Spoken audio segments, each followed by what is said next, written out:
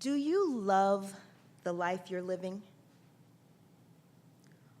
Or do you tell yourself that one day, when blank happens, you will finally do what you truly desire?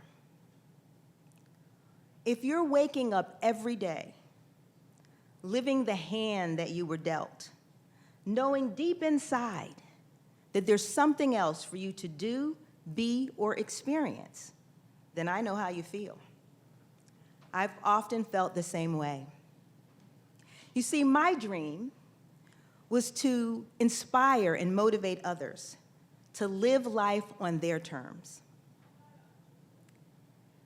I imagine myself on stages empowering them to create a whole new paradigm for themselves and to reject anything and anyone that didn't align with what they desired for themselves or the work that they were here to do in the world. I remember as a teenager, I would hear comments from well-intentioned family members and also from friends. They were lovingly trying to lower my expectations of what was possible for me. They were trying to protect me from the disappointments of broken dreams and unrealized expectations. But I thought to myself, and I felt deep inside, I will not live my life based on someone else's experiences. I instead embraced an innate sense of compassion and empathy for the lived experiences of others, along with a deep curiosity that keeps me asking, what else is possible? Asking that question has taken me on a path of heightened self-awareness and a fascination with human behavior. And it's taught me that we are what we think, not what we think we are. You see, I've always known that there was more for me to discover, both personally and professionally. My grandmother used to call them inklings. They would come and go, but they would never go away, she told me, because you still had something else that you're supposed to do, be, or experience. The inklings would come, they were sort of fleeting. But for me, they were more like a gut experience, like a gut instinct of something I should or shouldn't do.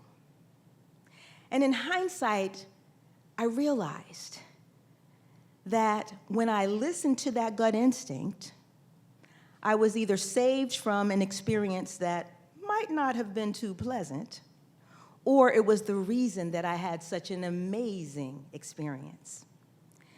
Other times it would show up like a feeling of discontent that seemed to linger. But the best ones were those moments of clarity. You know the ones when you're not really sure exactly where it came from, but you know that it's exactly what you need to do in that moment. Now, there have been times when I didn't listen to those gut instincts, and I've paid the price for those. But that's what inspired me to figure out how might I leverage this seemingly resourceful resource. And it put me on a path that I call my learning journey. When I went on this path, the first thing I learned was adult development theory. And in that theory, you are taught that all of us as humans operate from 3 different dimensions. We have the cognitive, which are our thoughts.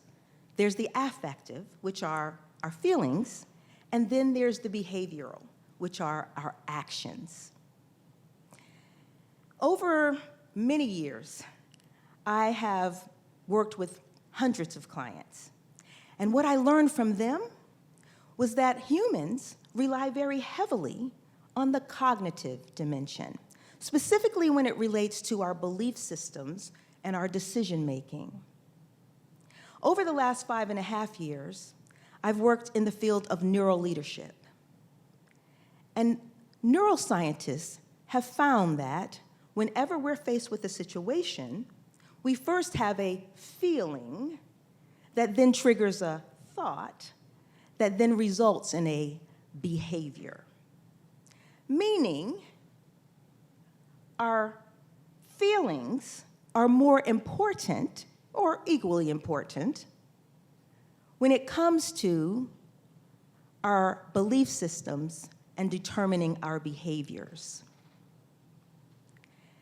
This was a game changer for me, and it opened up the door to yet another discovery.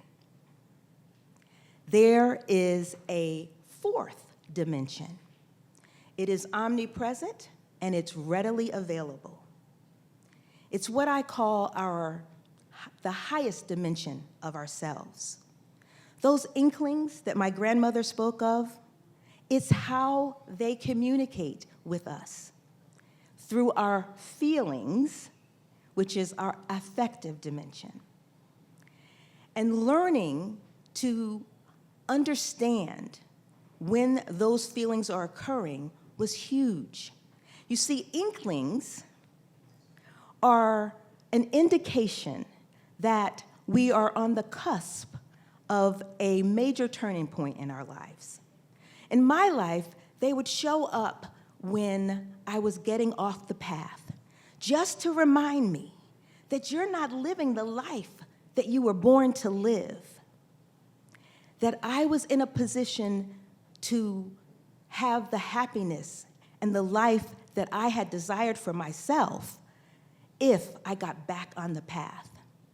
So I decided that I needed to figure out how to utilize this resource so that I could continue to live the life that I wanted to live, and that I could continue to do the work in the world that I wanted to do, and that is to help others to live the life that they were born to live.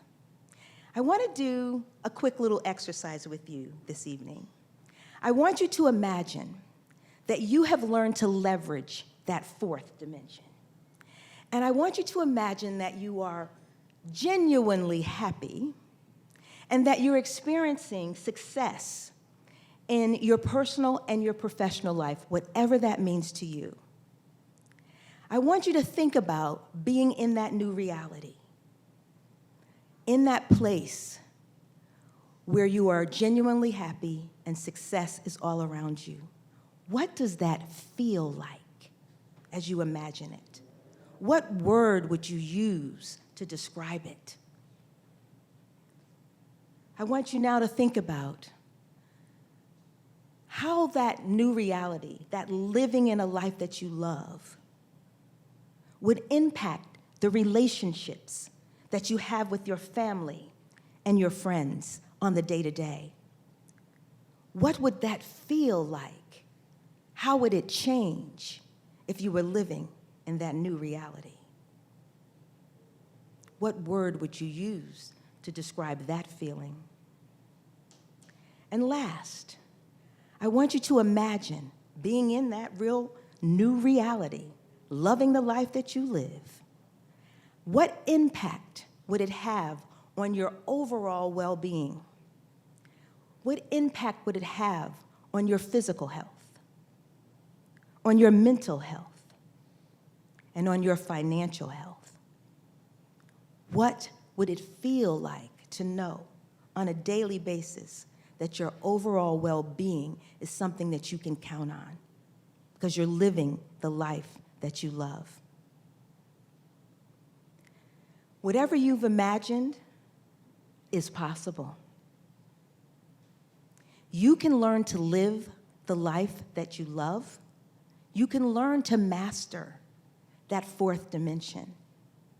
It's a simple process. It's a 4-step journey.